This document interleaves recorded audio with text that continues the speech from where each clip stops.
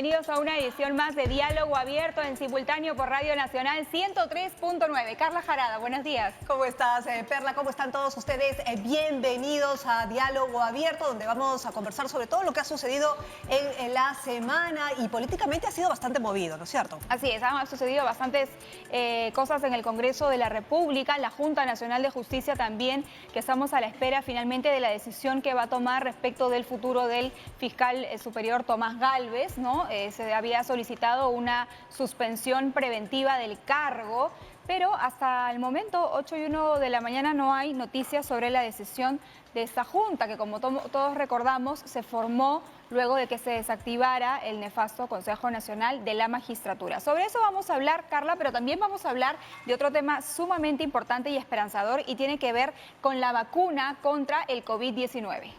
Así es, hay un comando vacuna que efectivamente está tratando, ya lo habíamos conversado en los últimos días, un comando COVID, comando vacuna, ¿no es cierto?, que está tratando de entrar a la cola, por decirlo así, con los laboratorios a nivel internacional para tener un lugar y a la hora de que salga esta vacuna, poder estar, ¿no es cierto?, ahí a la hora de la repartición de alguna manera o para que llegue prontamente a nuestro país. Eso por un lado, pero también tenemos el tema de las reformas constitucionales aprobadas por el Congreso y eso es un tema bastante grueso porque supuestamente lo que había sido una promesa electoral en el Congreso era que se iban a dar las reformas, esto envía a las elecciones del 2021. Uno de ellos era el tema de la inmunidad parlamentaria y lo hablamos justamente la semana pasada, la inmunidad parlamentaria, pero bueno, los congresistas cambiaron finalmente el rumbo, se han quedado con su inmunidad parlamentaria y le han dado inmunidad tanto al defensor, a miembros del Tribunal Constitucional, bueno, en fin, han recibido un llamado de atención, pero recién el lunes estarían votando por segunda vez. ¿Verdad? Correcto. Esta normativa que en realidad aplicaba para el Congreso de la República en un intento por ser mucho más transparente en el tema de la función pública y de evitar casos anteriores como que otros congresistas se habían escudado en el tema de la inmunidad para no responder ante la justicia, terminó siendo algo que no solamente alcanzó altas autoridades del Estado, como por ejemplo los miembros del Tribunal Constitucional, el propio presidente de la República, los ministros de Estado también, que se han quedado pues bastante desprotegidos frente a lo que se aprobó el Congreso, sino que finalmente terminó siendo todo lo contrario de lo que se buscaba, porque algunas personas, algunos entendidos señalan que el Congreso terminó reforzando su inmunidad más bien por actos funcionales. Un párrafo, Carla, que terminó entrando casi de último minuto en este,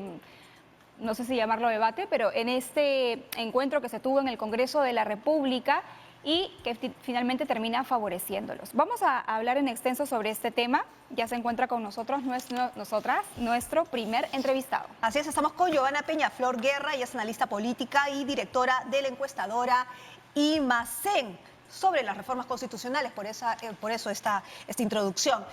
Señora Peñaflor, ¿cómo está? Muy buenos días, bienvenida. Muy buenos días, Carla, Perla, ¿cómo están? Muchas gracias por estar con nosotras esta mañana. Bueno, en principio, su postura respecto a lo que está sucediendo. El Pleno del Congreso va a someter este lunes en segunda votación la reforma constitucional que prohíbe postular, vamos por esos lados, ¿no? Postular a cargos de elección popular a personas sentenciadas en primera instancia por delitos dolosos, ¿no es cierto? Según lo acordado la Junta de Portavoces. Pero además esta sesión no se va a realizar aquí, sino en Trujillo. Virtual. Bueno, a mí me parece interesante que el Congreso pueda retomar un tema que se planteó hace muchísimo tiempo atrás y que era la descentralización de alguna manera de las sesiones y en la medida que ahora esto se puede hacer sin que tenga que asumirse el costo de la movilización de todo el Pleno, me parece que es un elemento que deberíamos apoyar y que a mí me parece que es positivo. Que se establezca tal vez como una medida a futuro, una de las cosas positivas que nos dejara esta situación. Yo la verdad que creo que sí es importante acercar este poder del Estado a la ciudadanía. Ahora, por lo menos en lo que sí se llegó a un acuerdo en esta reunión del Consejo de Estado es justamente por lo que hemos empezado esta entrevista, someter a segunda votación el hecho de que no se pueda postular a cargos de elección popular a personas sentenciadas en primera instancia por delitos dolosos. Pero no ha ocurrido lo mismo, señora Peñaflor, con el tema de la inmunidad. Y hasta el momento se sabe que hay 5 bancadas en el Congreso de la República que están reflexionando, están conversando, digamos, al interior de sus fueros sobre lo que ocurrió ese día en el Congreso y por qué se aprobó lo que se aprobó. Algunos congresistas, como por ejemplo Daniel Urresti, salieron a decir que habían sido sorprendidos, que no habían leído o no se les había, digamos, hecho llegar toda la información completa, cuando luego uno ha revisado sus participaciones en el pleno virtual y sí que estaban al tanto, por lo menos algunos de ellos, de lo que iba a suceder ese día. Bueno, realmente esta situación lo que refleja es nuevamente un enfrentamiento entre el Ejecutivo y el Congreso, ¿no? Porque definitivamente una cosa fue lo aprobado el día viernes, con lo que se amaneció el sábado, que se tenía que revisar el día domingo, de acuerdo a lo que las propias bancadas estuvieron señalando, y lo que finalmente se termina aprobando luego de la intervención presidencial, el discurso donde señala que va a llamar a una nueva consulta, a un nuevo proceso para definir este tema. Creo que realmente el Ejecutivo y el Legislativo tienen que tener un mayor nivel de relación. Creo que estos problemas se están poniendo en evidencia que llevar la reforma política a través de un Congreso que no está pensado para reformar totalmente la Constitución puede ser, o sea, un Congreso constituyente realmente, puede ser traer dificultades como las que estamos viendo ahora, porque creo que el debate de fondo para mí es si la Constitución que tenemos es posible reformarla de una manera coherente, de una manera integral y no con parches, ¿no? Es lo que mucha gente pide porque teme que se toque la parte económica, pero reformar solo la parte política y no la económica pueden ser cosas que nos lleven a tener un Frankenstein. Ahora, y eso debería evitarse. Este cambio de posición que ahora se nota en el Congreso, por lo menos, como le digo, de estas 5 bancadas, este cambio de postura, ¿es algo que ha sucedido de manera natural, digamos, propio del debate, o más bien ha sido algo producto de la presión y de lo que se sabe que podría ocurrir de llegar esto al Tribunal Constitucional, donde ya se ha señalado que no ha existido el suficiente debate ni deliberación, que no ha habido predictamen, dictamen para algunos puntos y que sería declarado inconstitucional? Mira, yo creo que en realidad el efecto de esta reflexión que tú haces puede ser mucho más complicado, porque realmente se le está dando al Congreso otra vez, se le está llevando a que tenga que hacer una revisión rápida para que puedan aplicarse muchas cosas en el siguiente proceso electoral. Entonces, en realidad, a mí me parece una incongruencia entre lo que se le pide que haga el Congreso y después la crítica sobre el nivel de debate, sobre el nivel de profundidad en el mismo, ¿no es cierto? O sea, realmente yo creo que lo primero que tendríamos que pensar es qué queremos. Ok, pero... Queremos que este Congreso haga reformas así corriendo, mientras coincidan con lo que piensa un sector de la población, independientemente de cuál va a ser el resultado a largo plazo. Si es así, estamos bien encaminados, ya se le jaló en las orejas y está perfecto. Pero realmente, o sea, puede hacer una reforma como la que se necesita en el país, tanto para el tema del poder legislativo como del ejecutivo, para que el próximo gobierno opere adecuadamente. A mí me parece que eso está quedando en claro que es imposible hacerlo. Giovanna, entonces... No va a ser posible hacer ese tema, ¿no es cierto?, de la manera que después no genere problemas en términos de lo que diga el Tribunal Constitucional o lo que pueda decir algún sector de la población. Giovanna, entonces, de las reformas, digamos, que ha planteado el Congreso, y que, o sea, tu lectura es que van a retroceder precisamente porque se les ha dicho, ¿no es cierto?, que son anticonstitucionales, ¿no es cierto?, que van a ir al tribunal. Pero finalmente, como tú dices, el tema de fondo es, ¿estamos perdiendo la oportunidad de tener las reformas rumbo a las elecciones, rumbo al 2021? ¿Vamos a poder ir a las urnas con las reformas electorales listas o vamos a seguir con las mismas reglas de juego? Yo creo que lamentablemente lo que estamos viendo es que no estamos en las condiciones de generar la reforma requerida. Y creo que en eso no es solamente el Congreso, las características de las bancadas o de los congresistas, sino es también el proceso en que vivimos. Es obvio que el Ejecutivo no está teniendo la coordinación debida con el Legislativo, es obvio que entre los 850.000 temas que hay que trabajar, que hay que ver hoy día en el país, producto de la crisis de salud y la crisis económica derivada de este tema, el tema de reflexión sobre el tema político pasa a un segundo, tercero o cuarto lugar, y que eso lleva a cometer a los actores políticos errores, ¿no? O sea, creo que lo del presidente salir a hablar el domingo fue un error. Creo que es obvio que el Congreso cometió un error al aprobar esta ley extendiéndola a, digamos, sin ningún criterio más que pareciera el revanchismo, o que decir puedo hacerlo, ¿no es cierto?, el día domingo. Pero definitivamente, y el problema es qué va a pasar con el país. O sea, este tema del Consejo de Estado, digamos que vuelve las cosas a foja cero y que haría pensar, como ustedes dicen, que finalmente va a haber una revisión, pero una revisión hacia qué. Incluso las objeciones que hizo el presidente inicialmente iban en relación al tema de la inmunidad en términos generales, cuando hay sectores que dicen que el problema no está allí, que ya el día sábado, ¿no es cierto? He escuchado a algunos especialistas como algunos abogados constitucionalistas que señalan que ya el día sábado la inmunidad parlamentaria tal cual estaba eliminada, pero que habían aumentado, digamos, las defensas en relación a la inmunidad funcional. Entonces, pero estamos hablando de cosas que no son las que se están debatiendo, no son las que están quedando en claro, y eso a mí me parece que es un problema que los actuales actores políticos no pueden resolver. Con lo aprobado en el Congreso, entonces, se refuerza esta inmunidad funcional. Lo peligroso de esto, señora Peñaflor, es que un congresista amparado en esta figura, es decir, mi trabajo funcional propio de mi labor como congresista, puedo cometer algunos delitos como, por ejemplo, tráfico de influencias.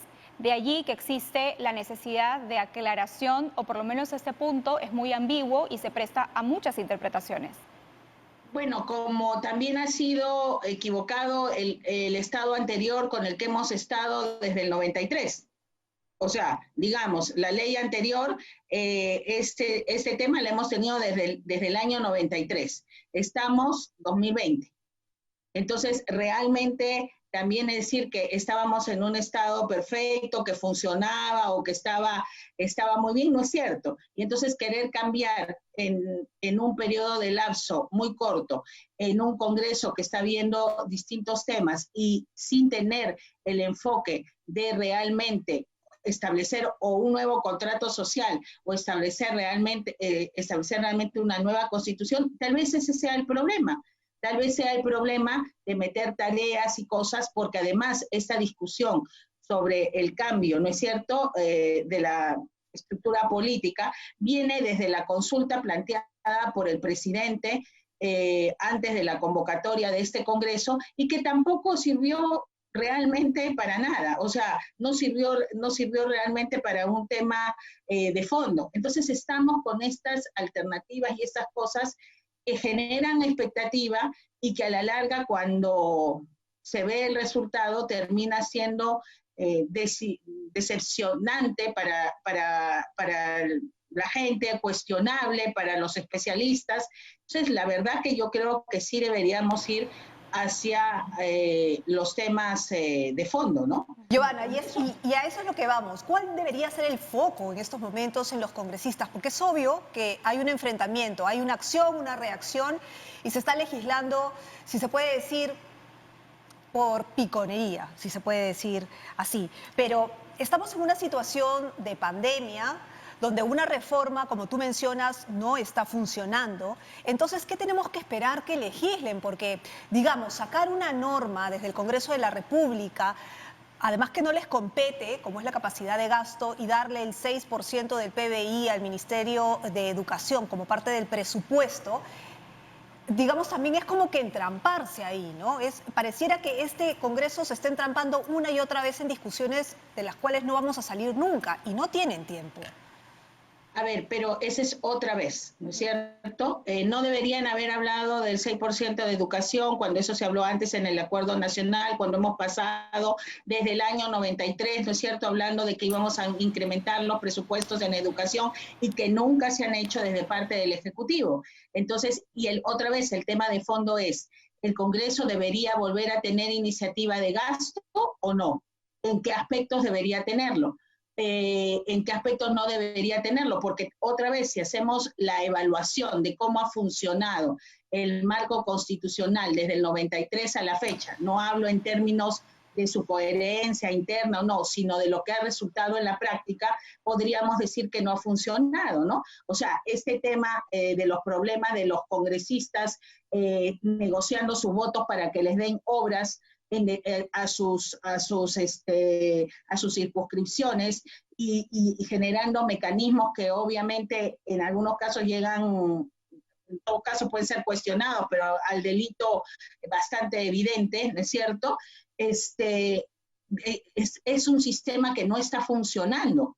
Entonces, si es un sistema que no está funcionando, deberíamos preguntarnos cuál es el sistema que debiera funcionar. Y para preguntarnos cuál es el sistema que debiera funcionar, va a bastar los meses que faltan de aquí a diciembre y convertirlo en 2 legislaturas, que es lo que se necesitaría hacer para hacer cambios constitucionales.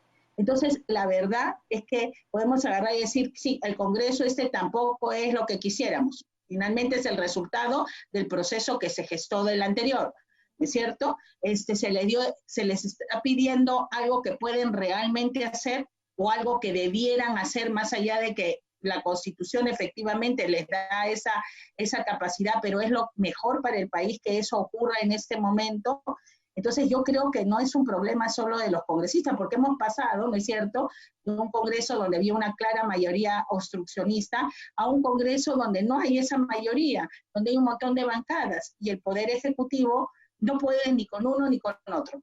O sea, ni con la mayoría aplastante, ni con la fragmentación. Es decir, ¿usted considera que es un tema de mal manejo comunicacional o político que parte del Ejecutivo? ¿Que hay una incapacidad por ponerse de acuerdo? Yo creo que hay un problema de liderazgo desde el Ejecutivo y que en este problema, como en todo problema, pongámoslo así, marital, ¿no es cierto?, no hay un solo culpable, sino normalmente son 2.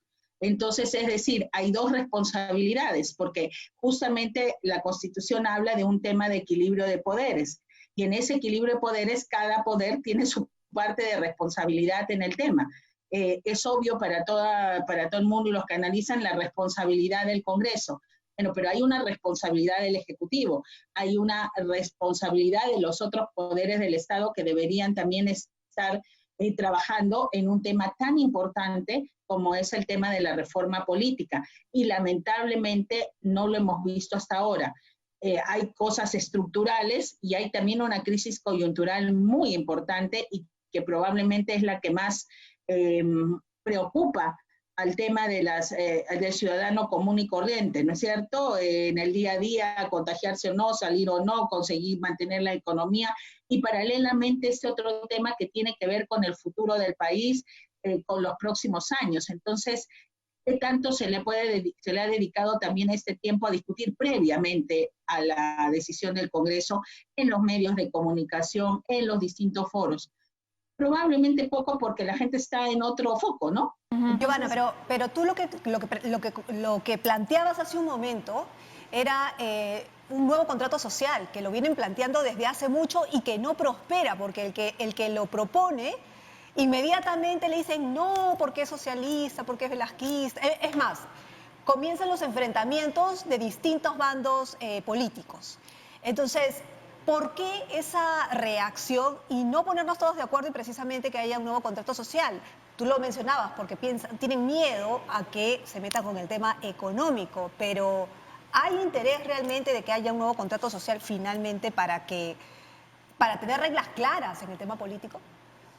Yo creo que hay rechazo por lo que tú dices, porque normalmente ha estado asociado a que sectores de la izquierda, que hoy día realmente tampoco son los que manejan el tema del Congreso, ¿no es cierto? Porque tenemos un Congreso fraccionado, son los que normalmente los que lo proponen, pero creo que si hiciéramos un análisis de lo ocurrido, llegaríamos a la conclusión, y de lo ocurrido históricamente, no en esta coyuntura, llegaríamos a la conclusión que es la negativa de ver la reforma o sea, no la reforma, sino de ver la necesidad de una nueva constitución, lo que nos ha llevado a cada vez tener mayores problemas. Sí, no prospera, pero creo que la realidad, o sea, las dificultades que estamos viendo, nos llevan a pensar cada vez más que esa es la salida, por más miedo, ¿no es cierto?, que ciertos sectores tengan al cambio. O sea, ellos mismos deben evaluar que realmente las cosas no están funcionando y no funcionan además a muchos niveles. Por ejemplo, los entes reguladores, ¿no es cierto? El papel que debieran cumplir, que realmente están cumpliendo. O sea, para ponerte un tema de muchos que creo que realmente como país debiéramos revisar.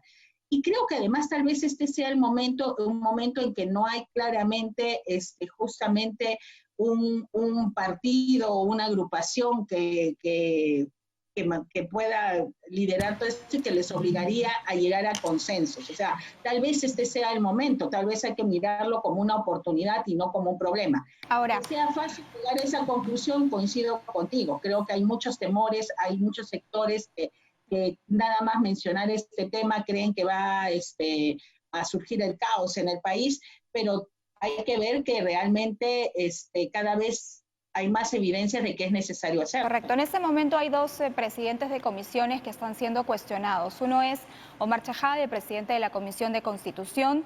No sé si 15, 16 o 14 digamos, abogados, entendidos que formaban parte del Consejo Consultivo de esta comisión, esta semana enviaron su carta de renuncia porque no se les pidió la opinión sobre lo que finalmente se aprobó en el Congreso respecto de las reformas constitucionales. Eso por un lado. Y el otro presidente de comisión que está cuestionado es Edgar Alarcón, presidente de la Comisión de Fiscalización, quien fue además Contralor General de la República. Esta semana la Fiscalía de la Nación ha presentado denuncias en su contra por apropiarse de caudales públicos a favor de terceros que simularon ser proveedores de la Contraloría y también por enriquecimiento ilícito.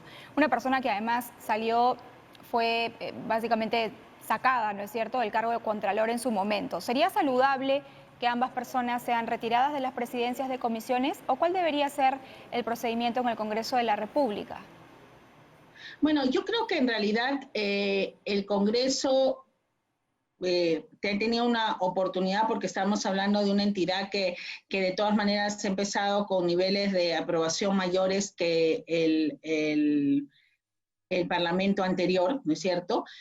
No pierda de vista que uno de los, digamos, objetivos era dejar al Poder Legislativo en mayor contacto con la ciudadanía. Este tema supongo que lo va a tener que resolver el Parlamento. Podría ser, ¿cómo se llama? No sé hasta qué punto sea necesario hacerlo en el caso de que tú hablas en el tema de lo de la Constitución, aunque creo que quien lidere esta comisión debería tener debería generar consenso, ¿no? O sea, es un papel muy importante y creo que en todo caso lo que debería hacer es ajustes importantes y dar explicaciones importantes sobre el tema o sobre lo que ha ocurrido. Lamentablemente en los dos casos estamos viendo personajes que tienen, digamos, problemas previos, ¿no? Llamémoslo así, en el caso de Omar Chejade, problemas de imagen previos, y también en el caso de Alarcón, porque este proceso del que hablas es un tema que viene previamente, ¿no? O sea, es decir, creo que se está formalizando ahora, pero cuyas observaciones y temas vienen previamente, y creo que en ese sentido tal vez el Congreso debería tomar medidas, ¿no? O sea, pero creo que ahí el obstáculo es el espíritu que hay en el Congreso de que ellos deben ser autónomos, ¿no? Otras medidas que también estamos a la espera de saber finalmente cuáles son las conclusiones es lo que vaya a decidir la Junta Nacional de Justicia respecto de si suspende o no al fiscal Tomás Gálvez de sus funciones, ¿no? Este domingo, el día de mañana, vence el plazo o vence el periodo de Luis Arce en el Jurado Nacional de Elecciones y la Junta de Fiscales Supremos debe nombrar a un reemplazo, ¿no? Que puede ser incluso el propio Tomás Gálvez, una persona que está siendo investigada por presuntamente pertenecer a los cuellos blancos del puerto. Algunos advierten cierta lentitud en el procedimiento de la Junta. ¿Cuál es su lectura, señora Peñaflor? Bueno, la verdad es que las reformas en el Poder Judicial han sido, en el sistema de justicia, tan complicadas como el tema de la reforma política, ¿no? O sea, es decir, estamos viendo problemas y situaciones que ya se vienen arrastrando bastante tiempo. Creo que estaba viendo hace poco que estamos hablando de 2 años de ese tema. Entonces, otra vez, volvemos al tema de origen. Se pueden hacer reformas sin realmente repensar todo el sistema, todo como está. La Junta Nacional de Justicia ha sido un problema establecerla, ¿no? Ha sido un problema seleccionar a la gente. Está el mecanismo ya completamente establecido. La verdad que a veces no da la sensación de eso. Ahora, el proceso de lucha contra la corrupción, en mi opinión, eso debe seguir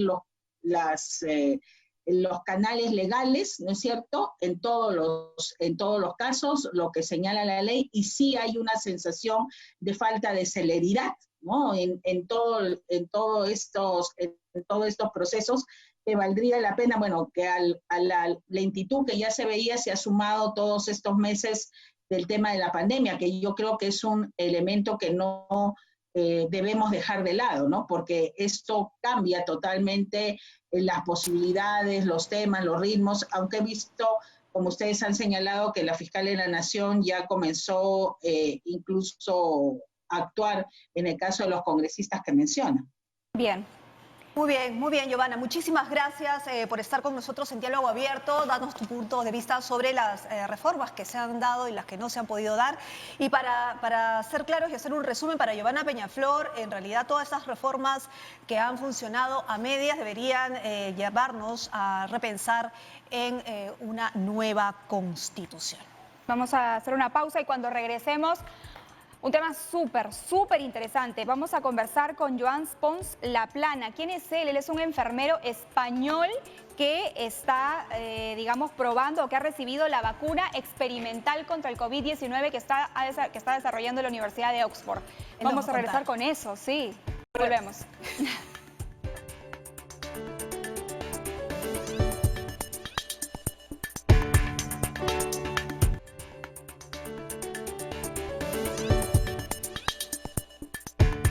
Muy bien, seguimos con más en Diálogo Abierto y esta vez con información en vivo. Recuerda que estamos en simultáneo por Radio Nacional 103.9. Tiffany Tipiani nos informa desde el Lomo de Corvina en Villa El Salvador. Tiffany, adelante. Para esta temporada, para esta época que viene el frío.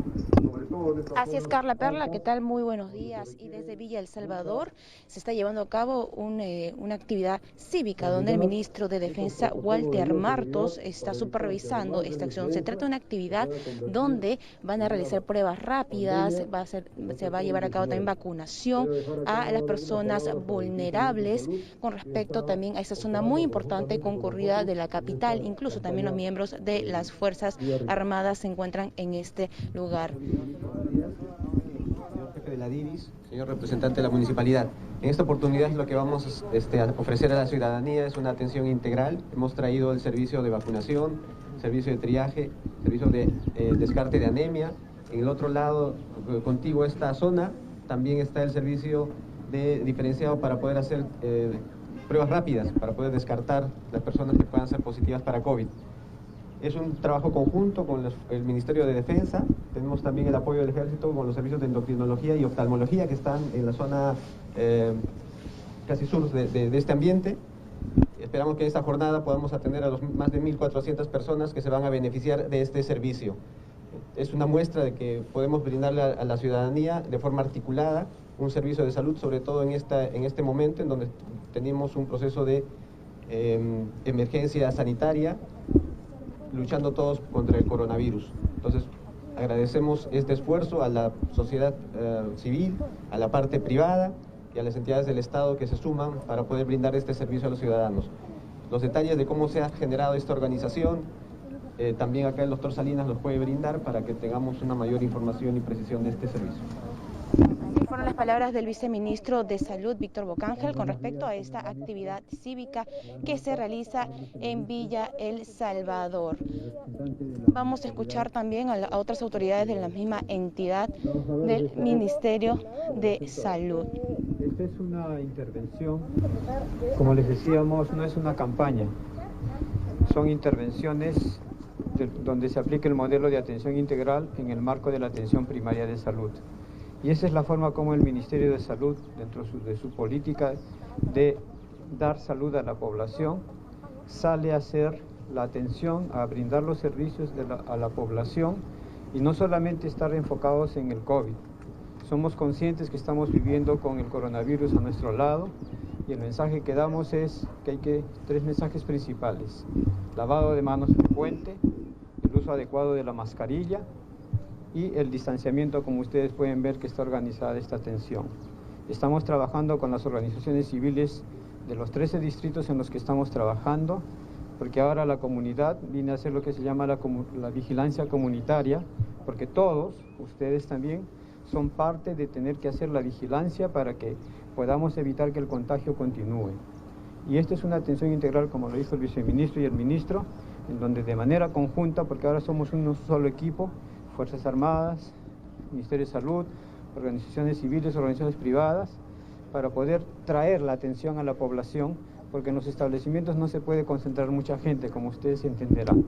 Entonces aquí ofrecemos acciones de prevención y promoción, por eso están las acciones de inmunobiológicos para niños, para adultos mayores, y atención para el área de adultos en lo que es crónicas, enfermedades crónicas.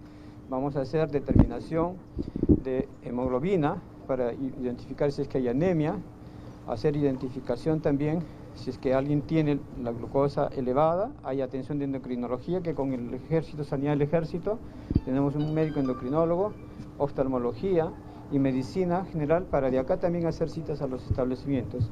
Y eso es lo que conjuntamente con este equipo que estamos acá, que venimos todas las semanas con el ministro de Defensa, el ministro de Salud, viceministro de Salud y los gobiernos locales, venimos trayendo la salud a la población. Y por eso son atenciones integrales, ¿no?, del modelo integral dentro del marco de la atención primaria de salud. Muchas gracias. Así fueron las palabras del director de DIRIS Lima Este. Bueno, alcalde, también tenemos la presencia del alcalde de Villa El Salvador, el ministro de Defensa y otras autoridades. Ministro, ¿qué tal? Muy buenos días, estamos en vivo para TV Perú, si nos podría dar unas declaraciones en vivo para Perla y Carla. Ok, perfecto, que termine de culminar de conversar el alcalde de Villa El Salvador. Vamos a escuchar sus palabras, Carla, Perla, antes de que nos brinde declaraciones el ministro de Defensa. Una de las zonas más vulnerables del distrito y pobres, según nuestro mapa de pobreza, en la zona Lomo de Corvina. Y efectivamente, ministro, autoridades, este es el esfuerzo mancomunado de los sectores del gobierno local para acercar el servicio de salud hacia la zona que más necesita. Y lo que se tiene que seguir es continuando con este esfuerzo en conjunto para poder llegar y tratar de disminuir las infecciones que está generando esta pandemia.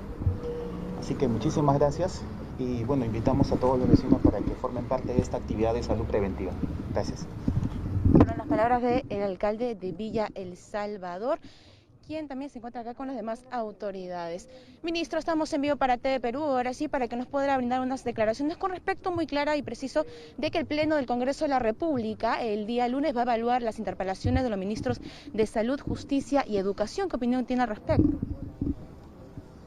Bueno, consideramos que el Congreso está en todo el derecho, tiene la facultad de realizar las interpelaciones a los ministros, pero siempre como gobierno pedimos al Congreso la ponderación. En este momento estamos en una situación bastante crítica, estamos en pleno de una epidemia y pedimos la ponderación porque todos los ministros están enfocados en sus diferentes sectores a realizar una serie de actividades para bajar el nivel de infectados, para bajar el nivel de contagiados, para bajar el nivel de enfermos que están llegando a los hospitales. Todos los ministros están viajando casi todos los días a las regiones de quienes están encargados y están realizando una serie de apoyos, sobre todo en aquellas regiones donde está creciendo la pandemia.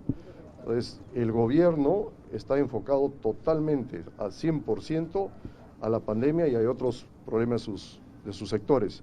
Por lo que se pide ponderación en este momento de crisis, tenemos que colaborar todas las autoridades, Congreso, el Ejecutivo y todos los otros poderes del Estado tenemos que estar enfocados en salir con éxito de esta pandemia y minimizar los efectos que nos está trayendo acá al país. Justamente estamos en medio de la pandemia de la COVID-19 y cree que es responsable que el pleno el día lunes vaya a hacer este pleno del Congreso en Trujillo, porque eso también se necesita lo que es presupuesto, ¿no? Porque los voceros de los partidos políticos van a trasladarse hacia ese punto, van a hacer un pleno descentralizado. Bueno, mire, esas decisiones indudablemente lo toma el Congreso. Nosotros no vamos a emitir elementos de juicio o calificaciones. Ellos son responsables de las decisiones que toman y nosotros respetamos. Pero nuevamente, pedimos mesura, pedimos ponderación para todos, no solamente para los elementos del Congreso, para todas las autoridades, para que en esta pandemia realicemos las acciones responsables para evitar los contagios y enfocarnos directamente en el apoyo a las personas más necesitadas. Y con respecto, ministro, a que el presidente de la Comisión de Fiscalización del Congreso de la República, Edgar Alarcón, ha anunciado que va a solicitar la presencia del presidente Martín Vizcarra con respecto a estas investigaciones que se le dan al artista Richard Swing, ¿no? Veamos cómo se desarrolla. Mire, este gobierno, ya el señor presidente de la República lo ha indicado en reiteradas oportunidades. Uno de los pilares fundamentales de las estrategias que tiene el gobierno es la lucha frontal contra la corrupción. Y todo lo que se tenga que investigar, el gobierno está abierto a investigar. Nunca se ha opuesto a ningún tipo de investigación y daremos todas las facilidades en todo tipo de investigaciones. Ministro, en el tema electoral, ¿podría la gente no ir a votar? A ver, repita su pregunta. En el tema electoral mucha gente no podría ir a votar por miedo. Le están haciendo la consulta a Carla Perla de que si es que la población iría a votar en esas elecciones del próximo 2021 y tendrían miedo. Se tienen que dar de acuerdo a cómo se vaya desarrollando la situación de la pandemia. No sabemos en este momento en qué situación estará la pandemia en el mes de abril del próximo año. En cualquiera que sea la situación, el gobierno va a garantizar para que estas elecciones se realicen con todos los protocolos de vía de seguridad. Es por eso que el señor Premier ha anunciado que, de ser necesario que se haga en 2 días, pues se hará en 2 días, de tal manera de que se tengan los aforos adecuados en las mesas de votación y con el distanciamiento social adecuado, con todas las medidas de bioseguridad. Nosotros, todos los peruanos, somos responsables de elegir a nuestras autoridades. ¿Las Fuerzas Armadas están apoyando en la lucha contra la delincuencia? Perdón, doctor. A los 11 días...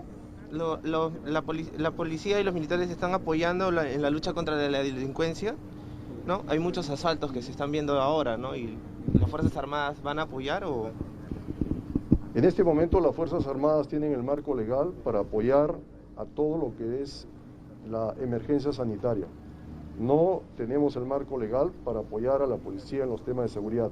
La policía está desplegando varios operativos, ya el ministro del Interior ha manifestado cuál es su estrategia, está intensificando todo lo que es inteligencia para ubicar a las bandas organizadas, a los delitos comunes y están ejecutando como corresponde.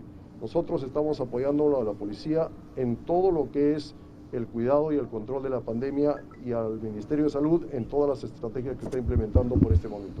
Ministro, en otra presentación, un balance del gobierno respecto en estos 11 días de desconfinamiento, ¿cómo han visto ustedes el tema de el comportamiento de la gente, ¿no? El balance que se tiene después de que se han levantado las medidas restrictivas es justamente entre 10 y 15 días. Vamos a esperar esta semana más que viene para realmente ver el impacto que hemos tenido con el levantamiento parcial de la cuarentena, porque no olvidemos que la pandemia continúa y continuamos con una cuarentena focalizada. No deben salir las personas vulnerables y en lo posible no deben salir los niños. Y la gente tiene que salir necesariamente a hacer algo que es muy importante para su supervivencia dentro de su familia. Fueron las declaraciones entonces del ministro de Defensa, Walter Martos, quien se encuentra en Villa El Salvador supervisando entonces esta actividad cívica que va a beneficiar a más de 1000 pobladores. Con esta información regresamos a estudios, compañeras. Muchas gracias a nuestra compañera Tiffany Tipiani. Vamos ahora a conversar con nuestro siguiente entrevistado, Carla, y tiene que ver con un tema sumamente importante y esperanzador. Se trata de esta vacuna contra el COVID-19 que está desarrollando la Universidad de Oxford y que ha sido colocada, ¿no es cierto?, en aproximadamente 10.000 personas para ver cómo funciona en el organismo de los seres humanos. Uno de ellos es el enfermero español Joan Pons Laplana. Es una entrevista exclusiva, le agradecemos mucho además porque él se encuentra en Inglaterra, está paseando, sabemos, con su familia y lo tenemos usted en el zoológico. ¿Cómo estás, Joan? Sí. Bienvenido. Hola, Joan, ¿cómo estás? Hola, buenos días. ¿Qué tal? Bueno, cuéntanos un poco cómo fue esta iniciativa tuya de formar parte de este grupo voluntario para recibir esta vacuna.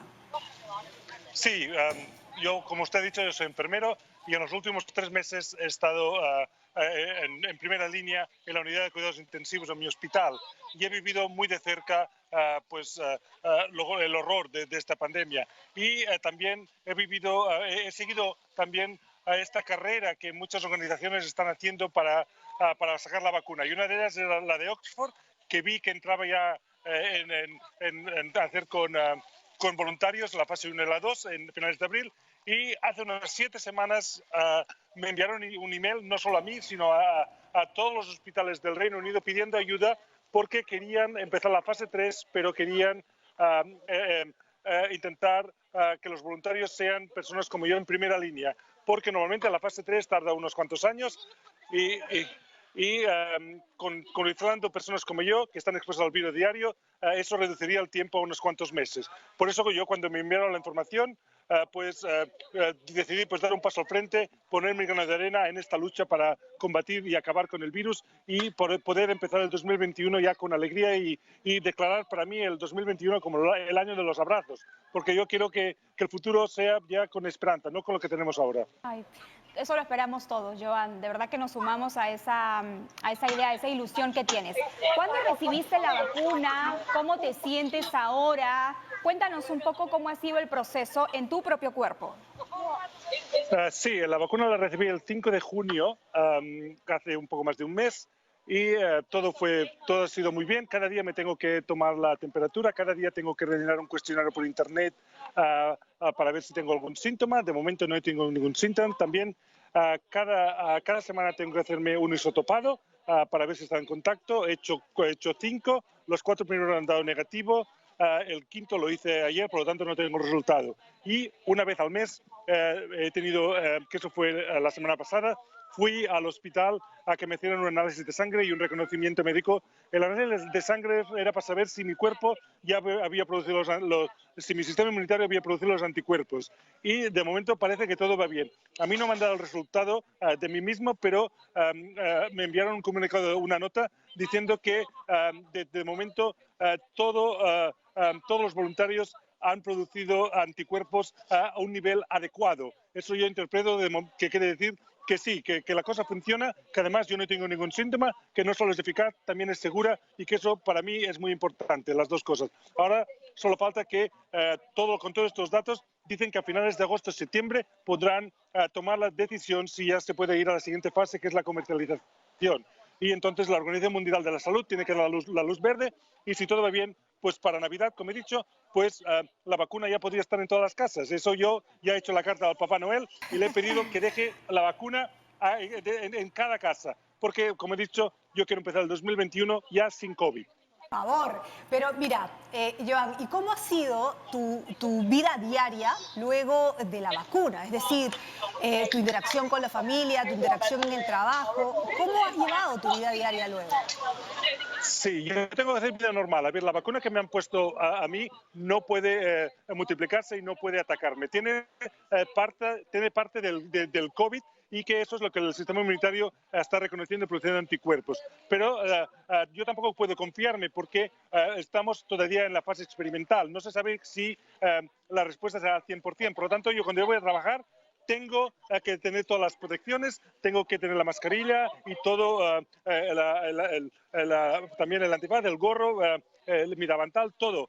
Para tener máxima precaución. Cuando no soy enfermero, cuando soy padre y voy a la calle, pues tengo que, como siempre, cuando estoy en un sitio dentro que no es en el aire libre, como estoy ahora, la mascarilla, los 2 metros, lavarse las manos cada 20 segundos, bueno, al menos cada 20 segundos. Y lo importante es que yo no puedo bajar la guardia porque no sé si la vacuna me protege o no. Pero sí que es verdad que parece un poco cruel, que es que la Universidad de Oxford está esperando que alguno de nosotros pues se infecte, porque es de la única manera que pueden probar si es eficaz o no. Por eso nos escogieron a nosotros, porque la probabilidad de que nos infectemos es mucho mayor que cualquier otra persona que no trabaja en primera línea con el COVID. Porque están en contacto directo. Hay que decir que la vacuna de Oxford, ¿no?, es una de las que más avances presenta de todos los medicamentos que se están probando contra el COVID-19. Joan. Sí, la verdad es que de momento esta maratón que yo digo que estamos haciendo, hay 3 o 4 vacunas que han entrado en la fase 3 y hay unas otras 100 y pico que están en la fase 1 o 2 y en la prefase. Por lo tanto, la cosa pinta muy bien de que habrá una vacuna, si no es la de Oxford, que tendría que pasar algo increíble, porque parece decir que funciona. Pues si no es la de Oxford, detrás viene la de Moderna, la de Reino Unido, también está la de la China, que la estaban probando en Chile, también viene en España también. Por lo tanto, yo creo que al final alguien va a llegar a la meta antes de Navidad y podremos tener la vacuna, como he dicho, si no es al final de este año, a principios del que viene, seguro. Yo casi pues digo que es seguro, pero bueno, siempre un poco de precaución porque, como he dicho, estamos en la fase experimental. Pero hasta ahora los resultados son estupendos. Joan, pero sin duda lo que estás haciendo es loable por el bien de la ciencia, pero y en el tema familiar, digamos, cuando tú decides que te pongan la vacuna, ¿lo discutiste primero con tu familia? Porque, pues, claro, hay un riesgo también, ¿no? Sí, eso fue un grave error por mi parte, porque no lo discutí. Yo soy muy apasionado y de repente pues dije que sí, soy bastante como latino, un poco fuego, y yo dije que sí, pues ya pasé la revisión médica y entonces me encontré que tenía ya el día y la hora para hacerme la vacuna. Y entonces cuando fui para casa, pues se lo comenté, estamos cenando y mi familia... Aquí está mi hija por detrás. Hola. Pues le dije a Karen, que es mi mujer, Karen, a lo mejor el viernes llega un poco tarde. Y la Karen me dijo, ¿por qué? ¿Es que tienes mucho trabajo? ¿Tienes más pacientes en la UCI? Digo, no, es que me van a poner la vacuna y si tengo algún problema me tengo que quedar en observación en el hospital. En este momento nunca había visto Karen tan enfadada, porque normalmente soy yo, como he dicho, los ingleses son más calmados, son más fríos, pero ella se levantó, se puso las manos en la cabeza, me dijo que estaba loco y no me habló por 3 días. Pero al final lo hablamos y me costó unas cuantas flores, pero bueno, ahora lo iba a preguntar. 3 días de silencio, 3 días de silencio, eso ya es sepulcral casi, ¿no? Entonces, ¿qué te costó? ¿Qué tuviste que hacer para que Karen te comprendiera un poco, te perdonara? Le dejé un poco de espacio, también le envié toda la literatura que a mí me habían enviado sobre el virus y creé un espacio que no había hecho antes, que eso lo hice mal, para que ella pudiera expresar sus sentimientos. Porque ella no estaba enfadada porque yo hubiera sido voluntario, estaba enfadada porque se sentía una extraña en esta decisión que era tan importante para la familia. Pero yo soy siempre muy optimista y nunca pensé que me podía pasar algo. Pero claro, lo primero que ella pensó cuando yo me puse la vacuna es que algo me podía pasar. Y entonces yo pues ya tomé por sentado de que ella no tendría ningún problema y eso no lo puedes hacer nunca. Yo sí recomiendo a cualquier persona, pues si tiene que tomar una decisión tan importante en cualquier cosa de su vida que afecta a otras personas, pues mejor quedar en este espacio. Eso no quiere decir que tienes que pedir permiso, pero sí que tienes que involucrarlas en esta decisión, porque al fin y al cabo es una cuestión de familia. Y después se puede hablar y crear el entendido y pues contestar todas las preguntas y todas las posibles dudas que Karen tenía. Yo mi error fue que yo no creé este espacio. Por eso se enfadó conmigo. Pero bueno, ahora ya se ha pasado y ya también está más tranquilo porque no me ha pasado nada y hace un mes y aquí estoy vivito y coleando y sin ningún síntoma. Pero claro, yo subestimé la ansiedad que Karen podía tener porque yo pues un poco pues no tuve tanta como ella. Okay. Joan, ¿y tú hace cuánto tiempo vives en Inglaterra? Tú eres español, tu familia, tus padres están en España. Exactamente.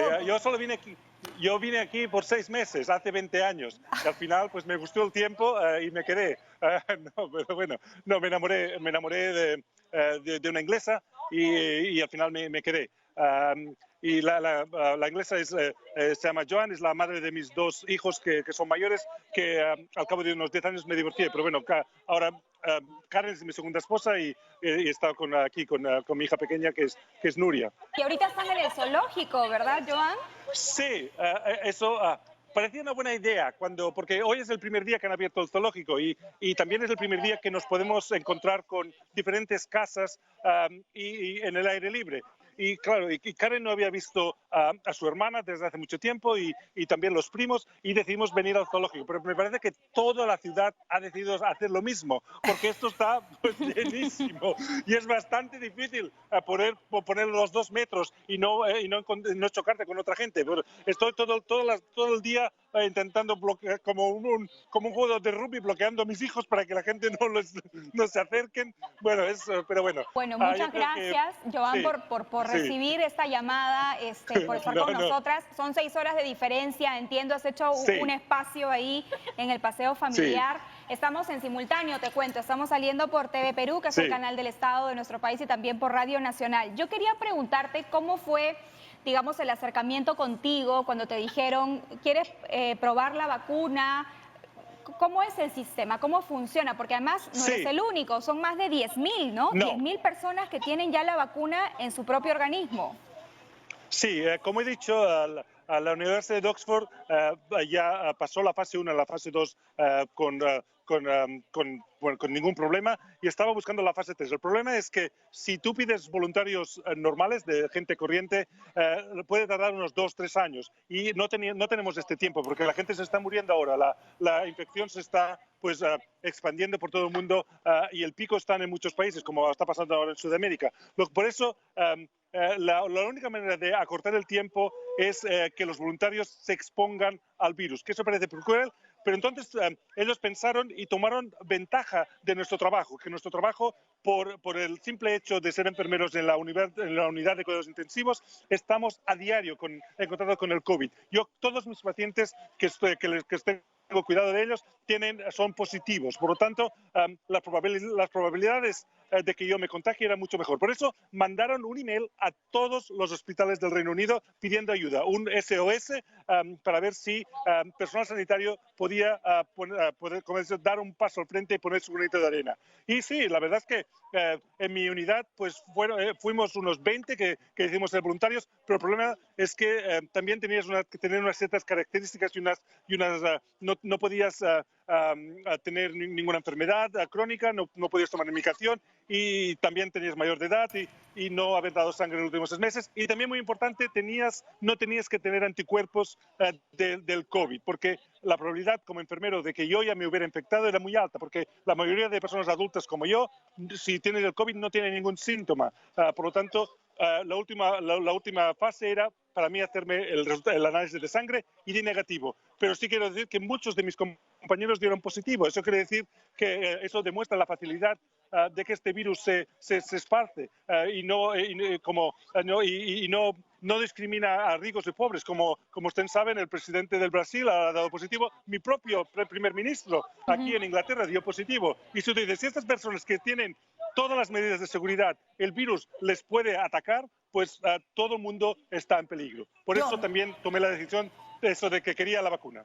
Joan, lo que estamos viendo en el zoológico, ¿no es cierto? Sí. Y es que hay un montón de gente, tú mismo lo dijiste, ¿no? Que es difícil guardar la distancia, pero no llevan mascarilla. No, porque aquí no es obligatorio en el exterior. En el exterior no necesitas mascarillas porque dicen que que la probabilidad es muy baja. Solo si están, si yo, por ejemplo, ahora entro en el restaurante que está aquí enfrente mío, sí que tendría que ponerme mascarilla porque la probabilidad de que el virus esté en un sitio es mucho más elevada que aquí en el exterior, que los científicos dicen que es muy poco probable. Pero bueno, yo tengo una mascarilla en mi bolsa y cuando veo que las cosas empiezan a ser peligrosas, pues sí que me la pongo, porque ahora mismo aquí no hay mucha gente, pero si vas a ver los leones, es casi imposible acercarte, porque hay tanta gente y por eso. Pero Claro, bueno, las a aglomeraciones, mí lo que ¿no? Evitar las sí, aglomeraciones. Sí.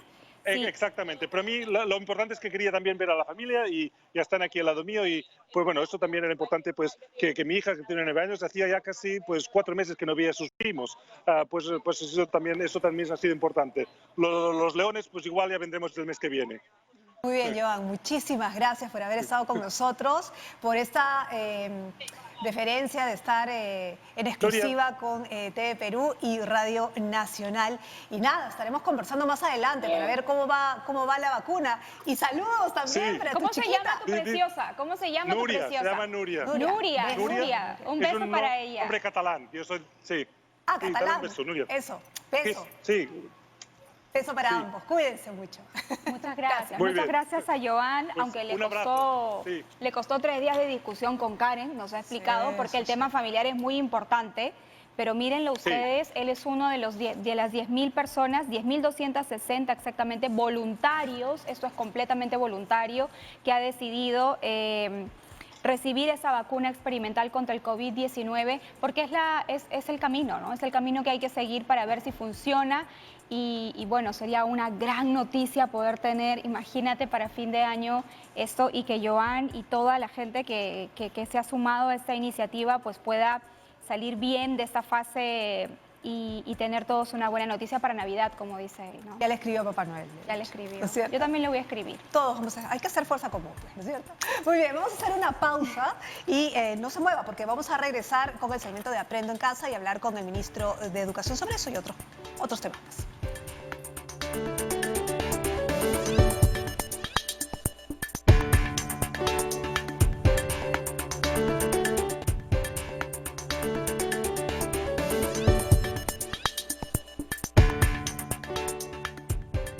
Bien, continuamos en Diálogo Abierto, 9 de la mañana con 3 minutos, en simultáneo por Radio Nacional. Vamos a conversar ahora con el ministro de Educación, Martín Benavides Abanto, quien ya se encuentra con nosotras, ¿sí? Conectado. Ahí está, como cada sábado. Ministro, ¿cómo está? Muy buenos días. Bienvenido.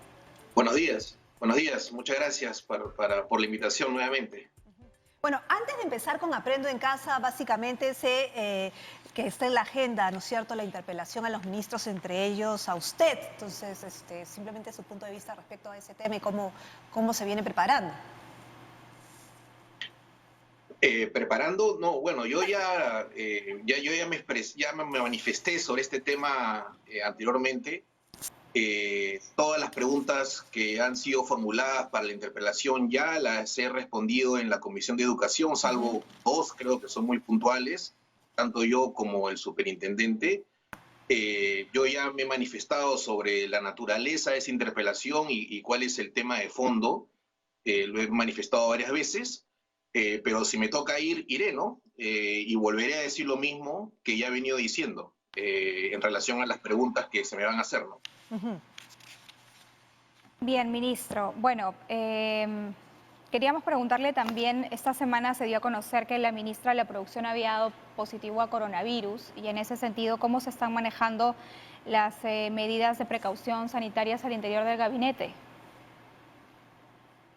Sí, bueno, todos los ministros estamos permanentemente promoviendo los hábitos de cuidado en la población.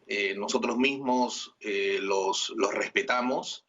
Hay circunstancias del trabajo cotidiano que a veces hace difíciles que uno pueda manejar todas las situaciones y por eso algunos ministros han tenido estas caídas, ¿no? Sobre todo el trabajo en mercados, el trabajo que se hace en algunas localidades, pero estamos siempre permanentemente atentos a las medidas de prevención y también, digamos, al cuidado que tenemos que tener luego de los viajes, ¿no? En relación a al último viaje que hicimos a Madre de Dios, los ministros hemos tomado las precauciones luego de ese viaje, ¿no?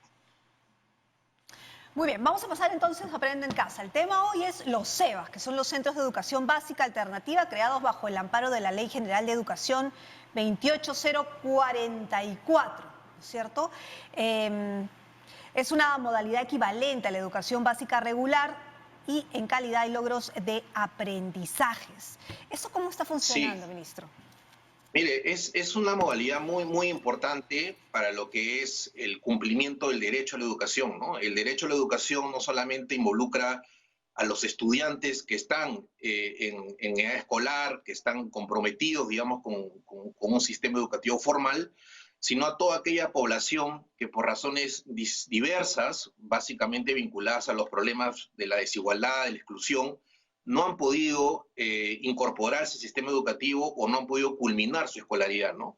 Para eso está la educación básica alternativa, que atiende a aproximadamente un 2% de la población, son más o menos 200.000, un poco más de 200.000 personas a nivel nacional.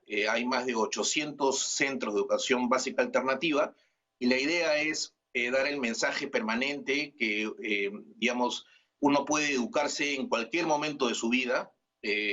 Siempre hay que estar abiertos a esa posibilidad y como Estado nos corresponde tratar de ayudar a estas personas a que complementen su escolaridad, ¿no? Y ustedes seguro han podido ver que se trata de personas de edades muy diferentes, ¿no? La mayor parte de los estudiantes que están en esta modalidad están en la parte más avanzada de la formación, ¿no? Lo que implica que son adultos, en muchos casos adultos mayores, personas que están trabajando, pescadores, personas del servicio militar, mucha gente que está en la actividad productiva y que tiene el derecho, digamos, a culminar su escolaridad, ¿no? Y para eso está la modalidad EVA y estamos permanentemente trabajando para poder llegar a más personas, ¿no? Entendemos que a partir de julio ya ustedes cuentan con más de 110.000 nuevos estudiantes, ¿no? Personas que han pasado de la educación privada a la educación pública, además por esto de la pandemia. Pero ¿cómo es que se ha distribuido, digamos, la ubicación de estos estudiantes? Por ejemplo, entiendo que hay vacantes semipresenciales, hay también vacantes en escuelas que cuentan con infraestructura para generar aulas, hay también vacantes en escuelas que ya tenían espacios disponibles. ¿Cómo se ha organizado esto, ministro? Sí, ese es otro tema, ¿no? Que no es parte de la EVA, son chicos que estaban estudiando y que sus familias por razones económicas no pueden continuar pagando las pensiones de los colegios privados. Entonces, para ese grupo de estudiantes nosotros diseñamos esta modalidad de traslado de la educación privada a la pública. Si recuerdan, fueron como 125.000 familias que expresaron su voluntad, de las cuales unas 110.000 han tenido una asignación de matrícula. La asignación de matrícula, para hacerla, digamos, justa, se hizo en función, en primer lugar, si el estudiante tenía alguna discapacidad, ¿no? Que no le permitía, digamos, la movilidad. En segundo lugar, si habían hermanos, tratando de poner a los hermanos juntos. Y en tercer lugar, efectivamente, la distancia, ¿no? En función de eso se han hecho las asignaciones a 3 modalidades, ¿no? La modalidad, digamos, normal, donde habían plazas en los colegios públicos y por lo tanto se han completado las aulas. La modalidad de ampliación del turno, donde se han incorporado un turno en la tarde, o la modalidad semipresencial, que es el menor grupo de estudiantes. Para esa modalidad semipresencial hemos tomado mucho de los aprendizajes que hemos ido teniendo en la modalidad tutorial de la educación básica alternativa, ¿no? El trabajo con tutores a través de una estrategia semipresencial. Pero todo este año, por la situación en la que estamos, en realidad todos están con la estrategia Aprendo en Casa, con tutores asignados en los colegios públicos donde han sido asignados cada uno de estos estudiantes, ¿no? Pero teníamos entendido, y en algún momento lo conversamos, ministro, que se iban a contratar más profesionales precisamente por la cantidad de alumnos que habían pasado de la privada a la pública. ¿Eso finalmente se va a dar? Sí, eso se está dando, ¿no? Es una contratación de más o menos 6.000 profesionales para cubrir, digamos, la nueva demanda de educadores y de administrativos. Eso es un proceso que está en curso y que, digamos, toma su tiempo, ¿no? Porque hay que hacer una contratación de acuerdo a las normas que tenemos, ¿no? Y para este periodo, digamos, donde hay una transición, estamos trabajando con profesionales de los institutos pedagógicos a través de convenios con ellos para que los estudiantes que están en el último grado, en el último ciclo de estudios y que están teniendo que hacer prácticas experimentales con la compañía de su asesor, ayuden a acompañar a estos nuevos estudiantes, ¿no? De manera tal que cumplen con su experiencia profesional previa y nos ayudan, digamos, en esta recepción de nuevos estudiantes, ¿no? Tenemos una persona que nos ha escrito justamente al Twitter del programa y dice que tiene una pregunta, que a la fecha, 11/7, no se han comunicado todavía con él para el traslado de su hijo y que ya había aceptado la vacante. Bueno, me gustaría tener el nombre de la persona, ¿no? Porque al día 3 de julio todas las personas deberían haber recibido ya la información, ¿no? Entonces habría que ver qué es lo que ha pasado con este ciudadano para resolverlo inmediatamente, ¿no? Pero nosotros nos hemos venido ya comunicando desde el 3 de julio en adelante con todas las familias, dándoles un conjunto de materiales de bienvenida, y así que me preocupa lo que me están diciendo. Habría que ver el caso en particular, ¿no? En todo caso, ¿dónde pueden acudir? No acudir, porque nadie puede salir de casa, digamos, si no lo necesita, pero ¿dónde puede escribir? ¿A dónde puede llamar, en todo caso? Bueno, está la web del Ministerio de Educación y hay un aplicativo ahí que se llama Datea tu Cole, que ese es un mecanismo. Pero el otro, digamos, más directo es que nos den el nombre digamos, al culminar el programa y vemos el caso particular, ¿no? No hemos recibido mucha información como la que me están diciendo ahora, pero tenemos que resolver el caso. Le vamos a dar los datos, sí, entonces, producción ministro. va a proporcionar los datos. Bien, vamos a entrar entonces ahora con los enlaces que tenemos previstos para esta mañana. Bien. Vamos a conversar con José Mauro Zapata Llovera, él tiene 51 años y se comunica con nosotros desde La Arena, desde Piura. Buenos días. ¿Qué tal? José. ¿Cómo estás? José, que forma parte del SEBA, además. Hola, ¿nos escuchas bien? Sí, buenos días, señorita Carolina. ¿Qué tal? ¿Qué tal? Bueno, cuéntanos un poquito así rapidito, tu experiencia en el SEBA. ¿Cómo así es que decides ingresar al SEBA? Bueno, es una experiencia que nos dio una sorpresa de la empresa CFG Copeinca, donde yo trabajo. Así como CFG Copeinca, muchas empresas deben brindar facilidades de educación a sus trabajadores. No tan solo las empresas, sino también las comunidades, los ministerios, gobiernos regionales, municipalidades. Un trabajo en conjunto da muchos logros. Así también participar y ver las realidades en ciertos lugares donde va el aprendizaje del SEBA. Agradezco mucho la iniciativa de CFG Copeinca de brindar estudios a sus trabajadores. Ok, José Mauro, el ministro te está escuchando para cualquier pregunta que le quieras hacer. La pregunta que le puedo hacer al ministro es, en esta pandemia, ¿la educación seguirá en forma remota todo el año? Buenos días, José Mauro, un gusto conocerte. Qué bueno que estés pudiendo tener la experiencia de un SEBA. Imagino que estás sacando todo el provecho posible de esta experiencia, por lo que escucho, y en ese sentido eso nos debe llenar de satisfacción, ¿no? Porque, como hemos venido diciendo, nunca es tarde para educarse y como Estado siempre tenemos que dar esa oportunidad a personas como tú, ¿no? A trabajadores peruanos. Mira, sobre tu pregunta, nosotros por el momento a nivel general no estamos todavía en una situación de poder abrir los colegios nacionales y privados.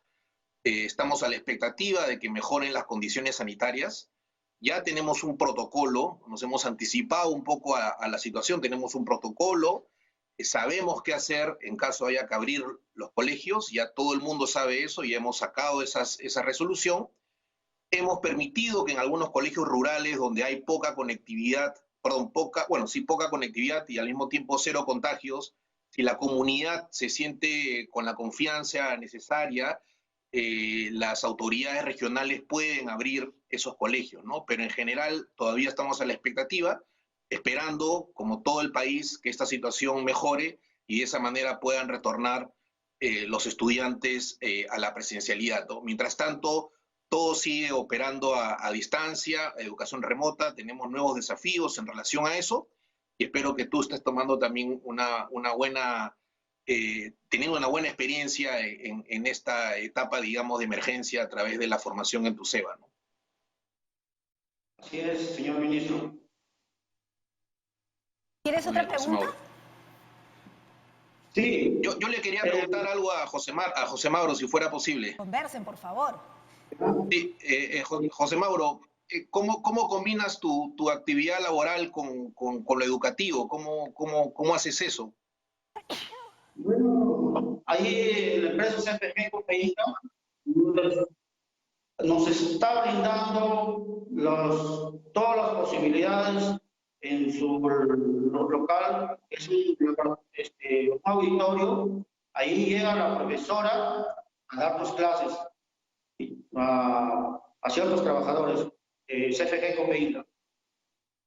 O sea, eso lo llama la empresa horas sobre, pero nosotros esas horas nos dedicamos a estudiar dentro de las instalaciones de la empresa. Qué bueno, José Mauro. ¿Y luego en tu casa haces tareas? ¿También haces algo o no? Así es, la profesora nos deja las clases y las digita y nosotros tenemos que completar la información. Qué bien, José Mauro. Te felicito. Me va a dar mucho gusto conocerte personalmente cuando se pueda. Mucho gusto. De igual manera también, señor ministro. Bien. Gracias. Gracias, José Mauro, por estar esta mañana con nosotros en Diálogo Abierto. Y bueno, y felicidades por esas ganas de continuar aprendiendo, ¿no? Vamos ahora con nuestro siguiente invitado. Ok. Vamos a presentar primero los videos de la semana a las 9 de la mañana con 18 minutos. También estamos en simultáneo por Nacional 103.9. Vamos a verlos entonces. Dedico mis palabras a todos los profesores que con devoción y conciencia nos educan con valores. Estimulan nuestras ideas, seres sabios instruidos, con sus pasos dejan huella, maestros distinguidos. Feliz día, maestra Diana Guerrero. En este día muy especial le mando saludos a la distancia y agradezco su esfuerzo y su dedicación que nos brindan día a día y unos saludos a los maestros del Perú. Gracias, profesores, por ser la luz del camino de las personas que Dios ha mandado.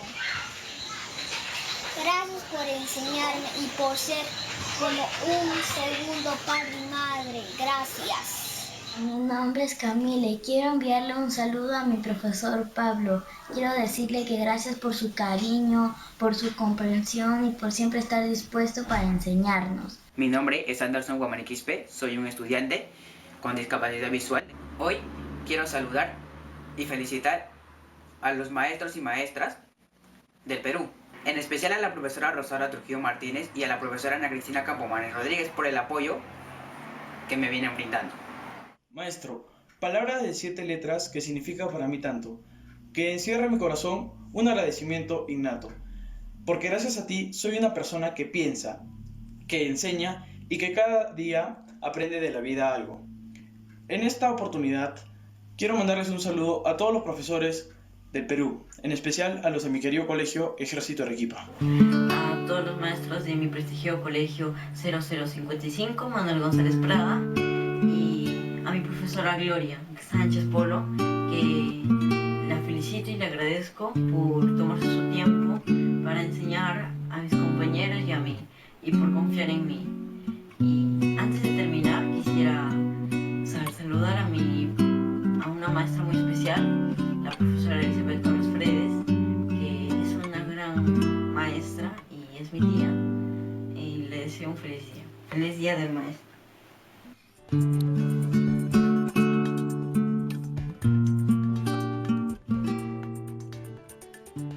Bueno, ahí están los videos de la semana, de los chicos que muy emocionados además recibieron la semana festejando el Día del Maestro. He visto a muchos maestros también emocionados, ¿no? Sí, claro que sí. Vamos ahora con el siguiente invitado. Él es el magíster Adolfo Ricardo Sotelo Jiménez. Él es profesor del SEBA Corazón de María. Le damos la más bienvenida a Corazón de María de Moquegua. Buenos días, profesor. ¿Qué tal? Ante todo, señorita Carla y señorita Perla, buenos días. Le habla el docente, el profesor Adolfo Ricardo Sotelo Jiménez, de la región Moquegua. Laboro en el SEBA Corazón de María y en la institución educativa particular bilingüe Maxule. Y me parece muy interesante esta invitación y es oportuno para mí venir a hablar acerca de nuestra modalidad, ¿no? La educación básica alternativa, que es una modalidad que necesita y requiere mucha atención, porque como ya lo ha manifestado, por ejemplo, el alumno que salió anteriormente, se hacen muchos esfuerzos para que ellos puedan estudiar. Es gente que ha tenido problemas en la educación básica y ahora tiene todo ese ánimo, esas ansias de querer continuar. Pero con esta nueva propuesta hay varias dificultades que, bueno, se tienen que ir en el camino reparando y mejorando. Claro, profesor, en el caso del SEBA donde usted trabaja, SEBA Corazón de María de Moquegua, ¿cuántos alumnos tiene? ¿De qué edades? Digamos, ¿en qué grado se encuentran? Muy bien, nuestro SEBA atiende en la modalidad presencial y semipresencial. Son alrededor de 150 alumnos los que estudian en esta institución. Y bueno, estamos distribuidos en, bueno, ahora todos haciendo la educación de acceso remoto y nosotros pues estamos tratando de utilizar las herramientas, ¿no? Porque en realidad, como sabrán, la mayoría de nuestros alumnos, por ejemplo, son madres de familia, muchas alumnas que tenemos en el semipresencial, y ellas comparten, por ejemplo, sus celulares con sus hijos, ¿no? Tienen que atender la casa, tienen que atender a los hijos, y entonces nosotros tenemos que también tratar de apoyar para que ellas continúen estudiando, porque a veces muchas de ellas ya no quieren seguir por los problemas que tienen.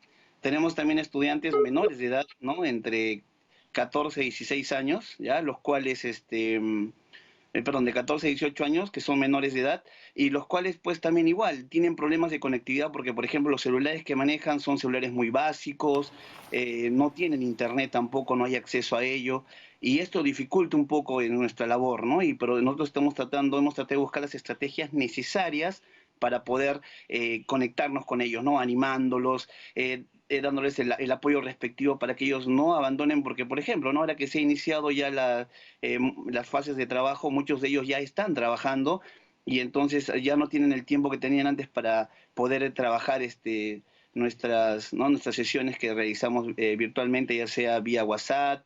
Ajá. Le preguntaba, profesor, cuál era la edad promedio de los alumnos del SEBA Corazón de María, los que son mayores, ¿no? No los menores de edad.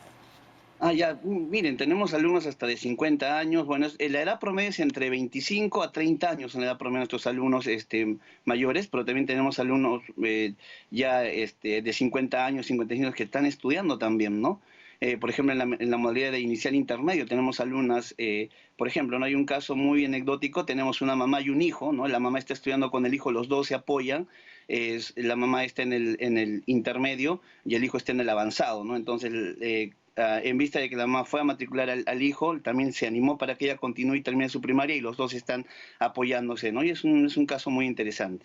Y por ejemplo, de los mayores, por ejemplo, de algún adulto mayor que le cueste entrar, pero que sea ahí el que le da al estudio, ¿alguna anécdota? Sí, así es. Mire, por ejemplo, en el intermedio, como le indicaba, tenemos una profesora, la profesora Juana Gallegos. Ella tiene una alumna de 52 años, ¿no? A la cual ella ha ideado, porque su alumna difícil de que pueda acceder a internet, entonces la profesora la coge en su en su domicilio, a veces ella va y le explica, ¿no? De forma directa algunas situaciones, ¿no? Tomando las medidas del caso. Entonces ha tenido que recurrir a ello, ¿no? Y también hace material, graba videos, entonces ha tenido que ir adecuándose, ¿no? Y también hemos tenido que tratar de que la señora no deje de estudiar, porque para a ella es un poco difícil acceder a la tecnología que no maneja, ¿no? Bien, y profesor, sabemos que usted ha sido ganador del Premio Regional Amauta Moqueguano 2019, las buenas prácticas docentes año 2015 y también el concurso Maestro que deja huella 2017. Puro premio es usted, profesor. No es tanto el premio, es tratar de innovar, de querer mejorar, ¿no? Con respecto a lo que es el proceso educativo, ¿no? Son situaciones que se dan. En Moquegua hay mucho docente que es emprendedor, no solamente en Moquegua, a nivel nacional hay profesores que son muy emprendedores, ¿no? Y entonces es bueno compartir las experiencias que manejamos, que desarrollamos, para poder trabajar, ¿no? Por ejemplo, una experiencia que les comparto es justamente esto, de desarrollar televisión educativa, ¿no? En base a eso se basan mis proyectos. Y nosotros en nuestro SEBA, hasta el año pasado veníamos en el programa SEBA TV, en el cual los alumnos participaban directamente como ustedes, ¿no? Entrevistando, informando acerca del quehacer educativo en la institución, mostrando los trabajos que realizan, y con eso he descubierto que los alumnos tienen un potencial para poder desarrollar sus competencias comunicativas tremendas, ¿no? Entonces, yo justamente ahora en el diálogo que voy a sostener con el ministro, que también estoy ansioso por hacerlo, quería hacer esa pregunta, ¿no? ¿Por qué no el Ministerio de Educación desarrolla un canal de televisión netamente dedicado a la educación? Porque miren, qué interesante todo el material de Aprendo en Casa.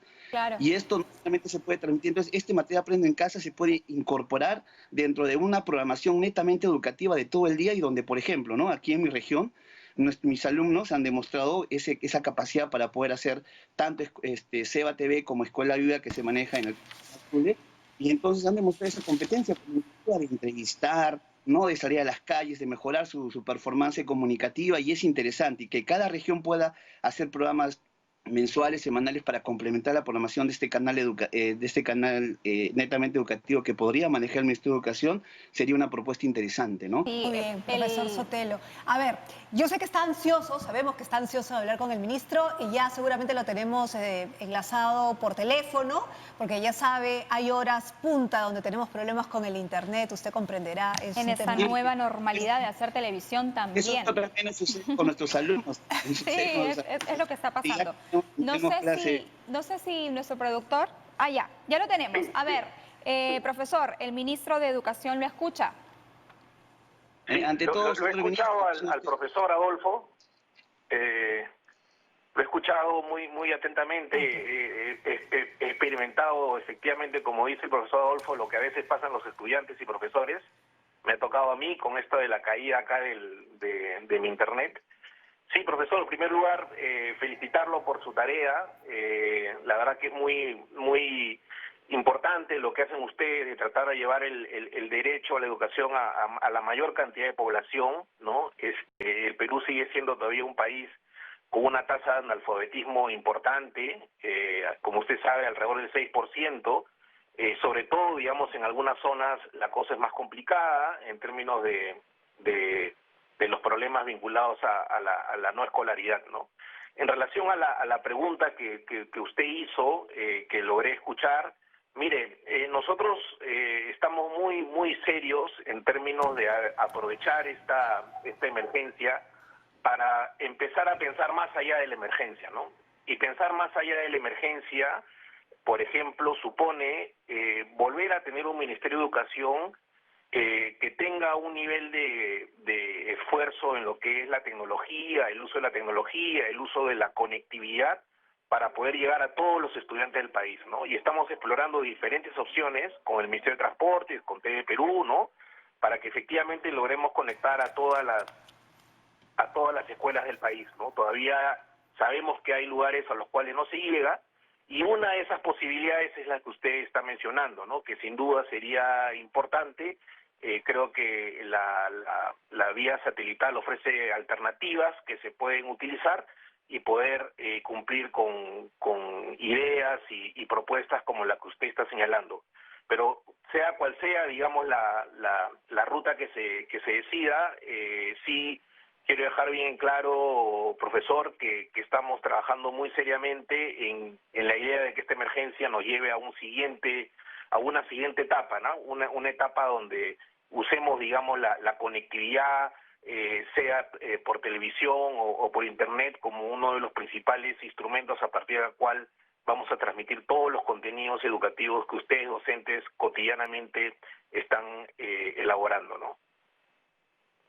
Claro, mire, qué interesante su punto de vista. Me parece muy bien que el Ministerio haya pensado en ello, porque miren, con este material Aprende en Casa, que es muy bueno, debería ser expuesto a través de un medio, como por ejemplo tiene México, ¿no? México maneja su EduSat, tiene un canal, no tiene uno, varios canales del Estado, como por ejemplo en Televisión Nacional, que tiene su IP igualito, ¿no? También en México hay, pero con programación netamente educativa.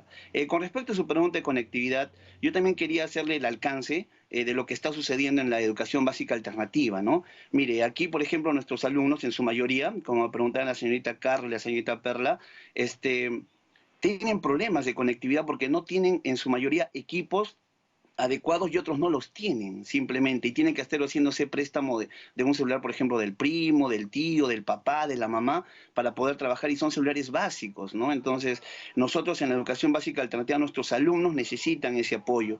Yo le pediría, en la medida de lo posible, si el Ministerio de Educación tiene alguna propuesta para, con estas laptops que van a llegar, por ejemplo, sé que para las escuelas rurales, quizás sea comprendido la educación básica alternativa, porque esta semana hemos tenido, gracias al Ministerio de Educación y de la DEVA, un encuentro, un apoyo, un curso de 2 días, hemos tenido un curso de implementación en el cual hemos hablado acerca de esta educación de acceso remoto, ¿no? La retroalimentación que debemos de realizar con los estudiantes en nuestras sesiones de aprendizaje.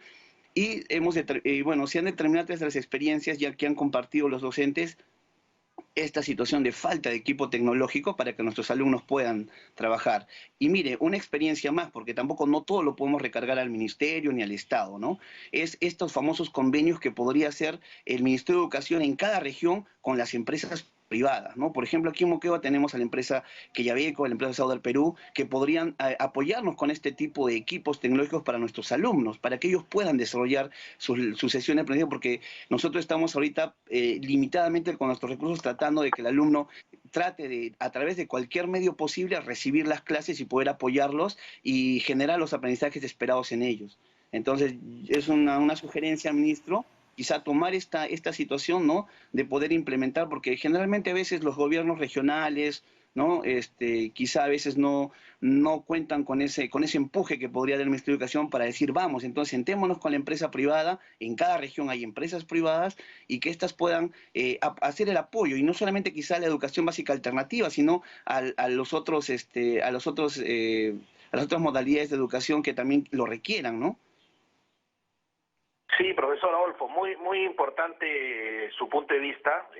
Creo que es importante saber que estamos ahorita tratando de cumplir una primera etapa, ¿no?, de llegar a más estudiantes con la estrategia que se ha diseñado del Estado, ¿no?, tanto la estrategia multicanal para la cobertura de Aprende en Casa, el tema de las tabletas para la población que está más excluida en términos de su acceso al mundo digital.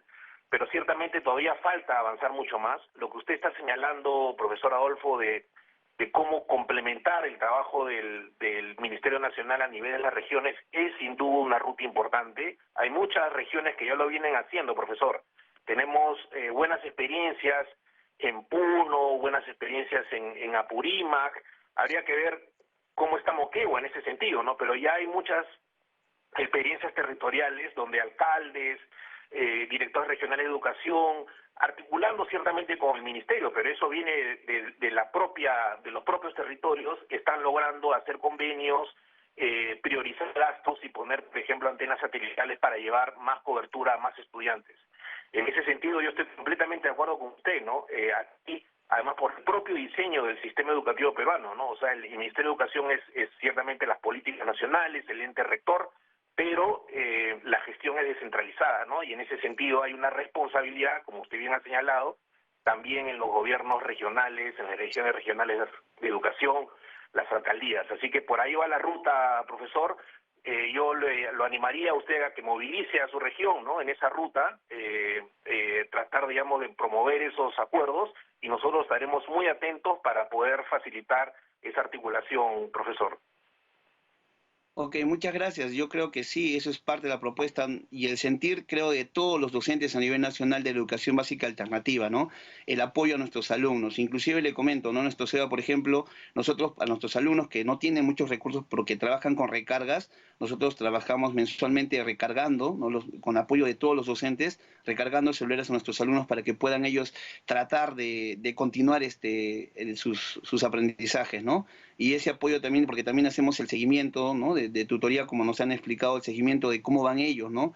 El apoyo a los alumnos que lo requieren, con, por ejemplo, entrega de pequeñas canastas con víveres, ¿no? Entonces, ese apoyo surge desde la escuela y la educación básica alternativa requiere atención, y yo también felicito la propuesta que están haciendo, pero como usted sabe, ¿no? Necesitamos más empuje porque generalmente en la mayoría de gobiernos anteriores la DEVA, o bueno, la educación básica, la EVA, no ha sido muy bien atendida, ¿no? En la actualidad vemos esfuerzos que se están haciendo por la EVA, pero necesitamos un poquito más de empuje para el apoyo tanto a los alumnos como también a los docentes, porque el docente de EVA también, aunque no lo crea, también tiene una odisea para poder desarrollar sus labores. Tenemos un trabajo arduo que hacer, y la verdad que a pesar de que no nos quejamos porque es nuestra labor de docente, pero necesitamos a veces ese apoyo, ¿no? Que a veces no lo encontramos, y expresarle esta situación de podernos apoyar con la conectividad, y quizás si un grupo de estos aparatos tecnológicos llegara a nuestros alumnos, sería pero muy propicio para poder continuar con este empuje, o si no, liderar esta propuesta que usted nos ha indicado, ¿no? También sería interesante. Yo creo que aquí, por ejemplo, esa otra vez en Moquegua, nuestro director regional de educación, el profesor Julio Bernedo, que es una persona muy activa, quizá también esté observando aquí, también con él podamos, él pueda trabajar y apoyarlo para que pueda también hacer convenios con las instituciones privadas para que podamos tener estos instrumentos tecnológicos que nuestros alumnos requieren, especialmente en la región Moquegua y de seguro a nivel nacional. De acuerdo, profesor. Muchas gracias, profesor, por haber estado con nosotros, y de verdad que ha sido una conversación, esperemos, fructífera. Vamos a recordar los horarios, ¿no?, de Aprendo en Casa, por favor, a nuestro señor director que lo ponga en pantalla. Inicial a las de 9:30 a 10 de la mañana.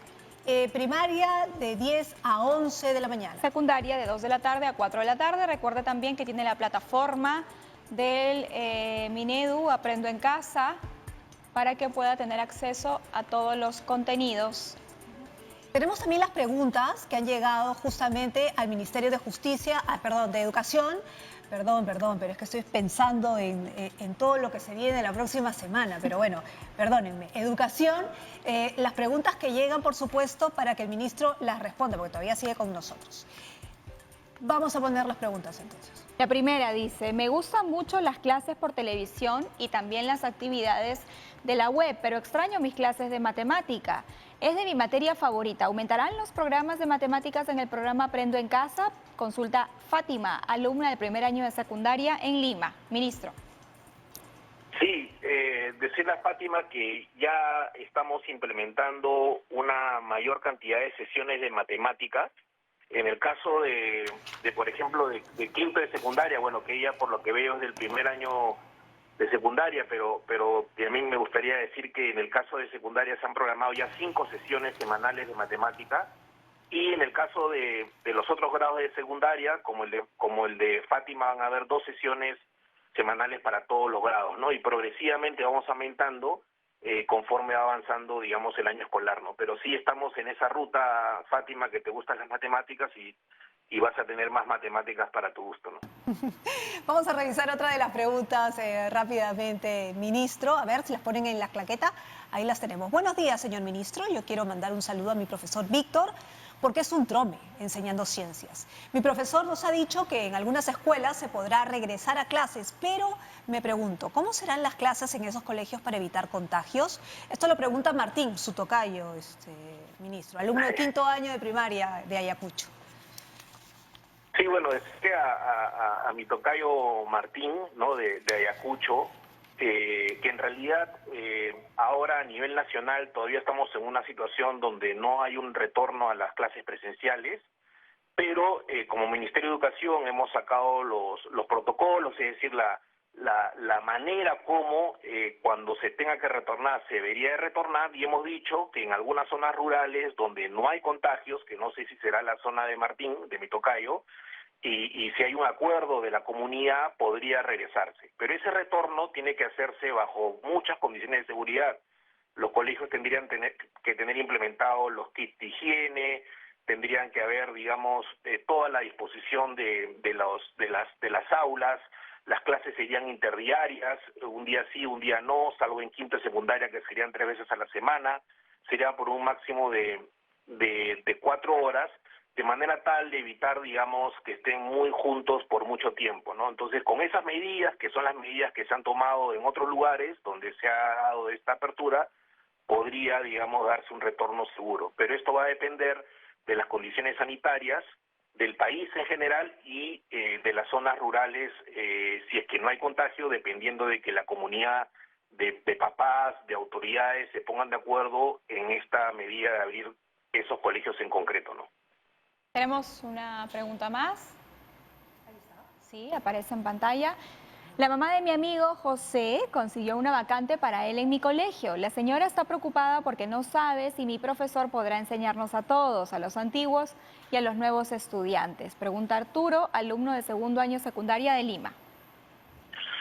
Sí, bueno, ahí, Arturo, hay que decirle a la amiga de la mamá de tu amigo, ¿no?, que en realidad esté tranquila, porque nosotros hemos tomado muy en cuenta el tamaño máximo de las aulas.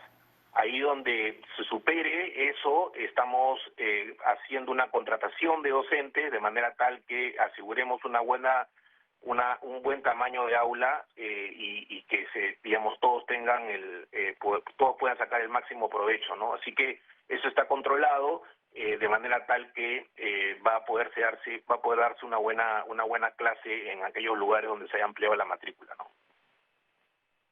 Bien, muchas gracias al ministro de Educación por estar esta mañana con nosotras. Hacemos una pausa comercial y cuando regresemos vamos a tener la celebración por el aniversario del Gran Teatro Nacional. 8 añitos, 8 añitos. Volvemos.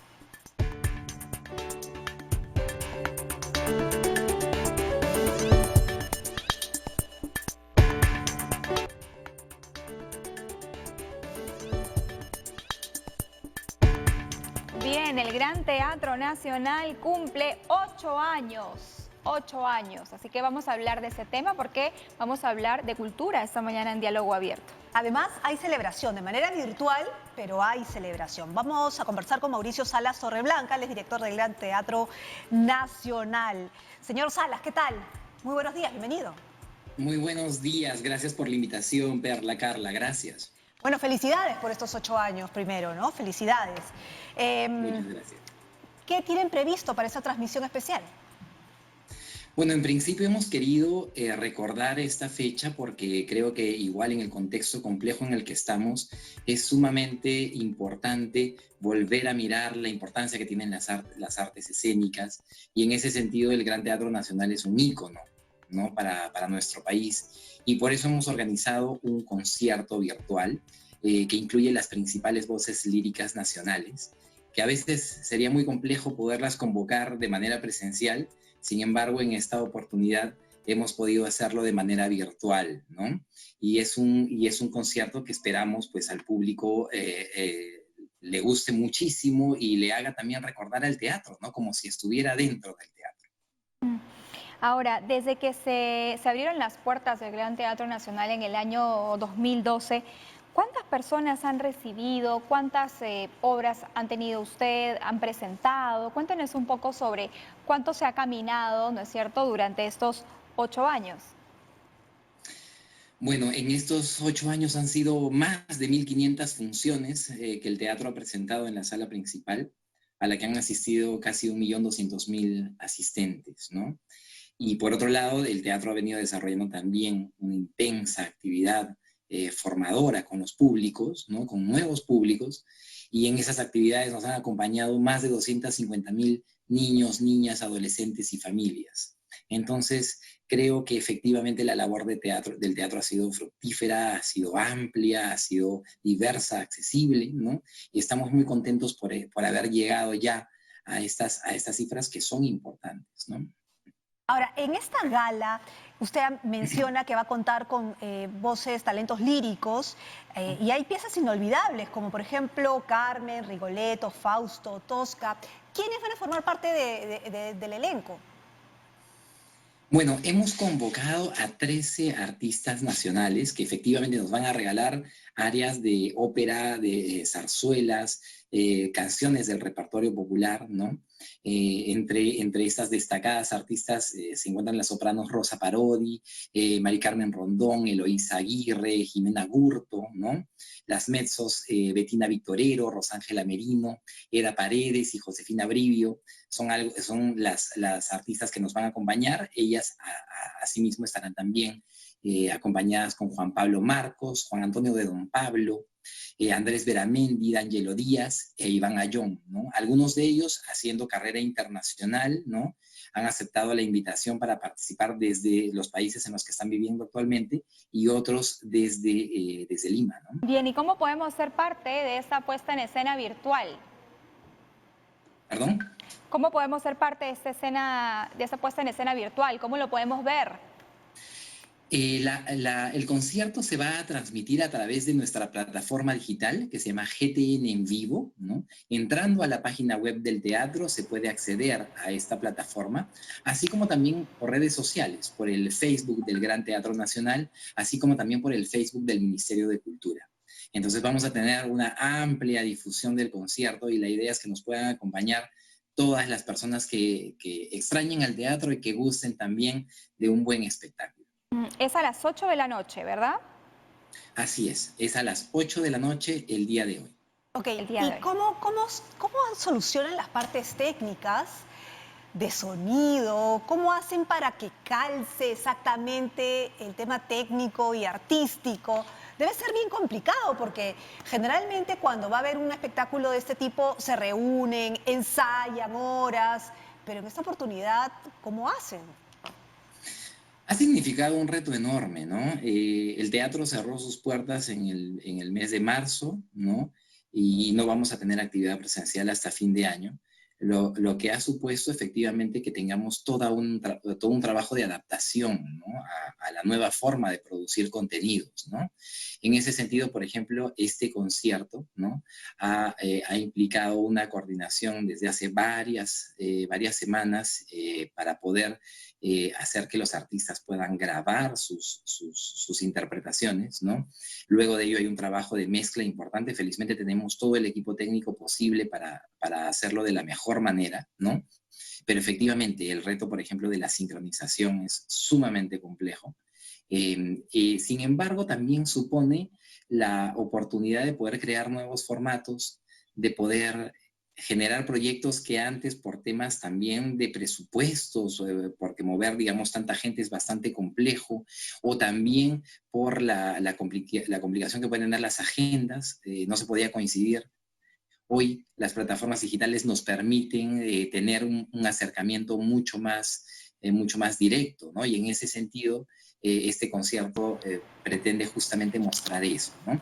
De hecho, es el primero de muchos otros conciertos que vamos a comenzar a transmitir a partir de este mes, ¿no? Y de aquí hasta diciembre de este año, en los que, por supuesto, como siempre, los elencos nacionales son protagonistas, ¿no? La Orquesta Sinfónica Nacional, el Coro Nacional, el Ballet Folclórico Nacional, el Ballet Nacional. Los elencos artísticos del Estado van a estar produciendo ya contenido, obviamente, en un formato de cámara, un formato pequeño, con distanciamiento social, con la finalidad de poder mantener la oferta cultural que el Gran Teatro Nacional y los elencos nacionales siempre han provisto a la ciudadanía, ¿no? Claro. Es un reto enorme, sin embargo creo que con mucho entusiasmo y sobre todo con la expectativa y la esperanza de volver pronto a las salas, se va a hacer, ¿no? Como una invitación y una motivación a que el público siga conectado con el teatro. ¿Cómo ha sido este tiempo para ustedes? Tiempo en el que debimos quedarnos en casa y la actividad en general se paralizó. ¿Cómo ha hecho el Gran Teatro Nacional para poder sobrellevar esta situación? Ha sido muy complejo, ¿no? Muy difícil, de hecho, tanto a nivel profesional, a nivel técnico, como también a nivel anímico, ¿no? Creo que es una situación que nos ha afectado a todos. De hecho, el teatro es parte también de una comunidad internacional de teatros y la respuesta ha sido similar, ¿no? Tanto para el equipo técnico como el equipo administrativo, por supuesto, el equipo artístico con el que trabaja el teatro ha sido sumamente difícil, ¿no? Sin embargo, creo que no ha pasado un solo día en el que hemos estado trabajando permanentemente para pensar cómo volver, ¿no? Y también con la idea de que cuando volvamos lo podamos hacer de manera segura, ¿no? También pensando de manera creativa. Hemos encontrado algunos hallazgos muy importantes, como por ejemplo al mes que cerramos, pudimos lanzar la plataforma streaming GTN en vivo, y esa fue la oportunidad para poner en valor una serie de grabaciones y registros que teníamos guardados, ¿no? Y que muchas veces no difundíamos. Eso en primer lugar. Y en segundo lugar, también la gran oportunidad de comenzar a conversar con otros públicos que no tienen una relación presencial con nosotros, ¿no? Es así que hemos tenido la gran oportunidad de entablar relaciones con las direcciones del Ministerio de Cultura en regiones, con la finalidad de retransmitir los espectáculos, y efectivamente estamos ahora abocados a generar un público en regiones, ¿no? Sí, señor Dado Salas. que la barrera de lo presencial ya no constituye una barrera. Ok, pero señor Salas, en el tema económico, porque claro, se puede difundir, ¿no es cierto? Pero todo este trabajo implica un costo que suponemos ustedes lo recuperan también en la normalidad antigua, cuando era todo presencial con la taquilla. Ahora ya no podemos hablar de taquilla. ¿Cómo hacer? Por ejemplo, este concierto que van a dar hoy es gratuito vía streaming, pero los otros serán gratuitos o serán pagados. O sea, ¿cómo gestionar ahora? Claro, lo que pasa es que en el caso del Gran Teatro Nacional, al ser una institución del Estado, ¿no? Tiene un modelo distinto, ¿no? Nosotros tenemos un modelo de subsidio estatal, el cual, por supuesto, que se va a ver afectado con toda esta situación. En nuestro caso, tanto los artistas como el teatro tenemos la responsabilidad de mantener la oferta cultural, ¿no? A lo largo de todo este periodo, que efectivamente, por lo menos en el año 2020, va a implicar que haya un retroceso, ¿no? en la venta de tickets o en espectáculos pagados, ¿no? Entonces, creo que esta es una etapa más bien de preparación, ¿no? Y por nuestro lado, al ser artistas del Estado, al ser entes públicos, tenemos esa responsabilidad, ¿no? De mantener la oferta. Ahora, para el próximo año definitivamente tenemos que ir pensando en cómo volver en estas estrategias para convocar nuevamente al público. Va a ser definitivamente un proceso lento, ¿no? Porque implica, por un lado, la recuperación de confianza, ¿no? Por otro lado, también implica también hacer una reorientación de la programación, en tanto los presupuestos, como bien comentas, van a ser sumamente reducidos, ¿no? De hecho, es una situación que no solamente la vivimos nosotros, sino la mayoría de teatros a nivel mundial. Entonces, creo que el próximo año va a ser un año de mirar muchísimo a la producción nacional, de fortalecer la producción nacional, ¿no? No solamente por un tema de costos, sino porque también es lo que toca, ¿no? La pandemia nos ha hecho mirar que efectivamente tenemos que producir y fortalecer nuestros propios circuitos artísticos. Y en ese sentido creo que la programación del próximo año va a ser un ejemplo de ello, ¿no? De cómo potenciar, cómo fortalecer la oferta nacional, ¿no? Y artística, y por supuesto comenzar a crear a partir de ello, ¿no? Ahora, quisiéramos preguntarle también, señor Mauricio Salas, sobre el caso de la preferencia, ¿no? La preferencia del público, porque, por ejemplo, en el caso de la Sinfónica, entendemos que hay un público habitual de 40%, 50%, que siempre es el público que va, es el mismo público que acude, ¿no? Y el folclore es mucho más alto, por ejemplo. Mira, te diré que es bastante relativo. Uno de los grandes aprendizajes que hemos tenido es que el Gran Teatro propicia también una circulación de público entre géneros, ¿no? Esta foto que tú mencionas es la que teníamos en los primeros años del teatro, efectivamente, ¿no? Donde habíamos recuperado a ese público habitual que tenía, por ejemplo, cada uno de los elencos artísticos o los géneros específicos, ¿no? Sin embargo, luego de 8 años ya podemos sentir que la convivencia de todos estos géneros en el teatro, lo que han hecho también es que el público se arriesgue, ¿no? Tome el riesgo de involucrarse con otros géneros que no necesariamente consumía. Entonces, claro, si bien hay espectáculos en cada uno de los géneros que son sold out absoluto, ¿no? También comienzan a haber otros espectáculos que comenzaron, por ejemplo, con muy poco público, ¿no? Y que gracias al trabajo también de formación de públicos permanente que hace el teatro, pues ha comenzado a consolidar un público habitual también. Por ejemplo, es el caso de las temporadas de ópera, ¿no? Luego de 8 ediciones, ¿no? Las primeras temporadas tenían 20, 25, 30% de asistencia, ¿no? Y ahora hemos llegado a temporadas arriba de un 80% y de una manera, con un crecimiento sostenido, ¿no? Inclusive para compañías internacionales que vienen con propuestas que no suelen verse en la oferta local, por ejemplo, en el caso de danza contemporánea, de circo contemporáneo, de la misma manera, ¿no? Creo que poco a poco el teatro ha contribuido a eso, ¿no? A generar esa expectativa, a generar esa idea que hay que arriesgarse también a ver nuevo contenido y el público se va formando en ello también, ¿no? Entonces, yo sí creo que la foto de hoy es un poco distinta, hay mucho más tránsito del público entre género y género, pero efectivamente también se han fortalecido los públicos habituales, ¿no? Que también es interesante ver que no necesariamente son los perfiles que veíamos antes, ¿no? Se podría pensar que, por ejemplo, el público habitual de la Sinfónica es un público adulto mayor, ¿no? Y no necesariamente, ¿no? Depende mucho también de los programas, depende mucho de las épocas.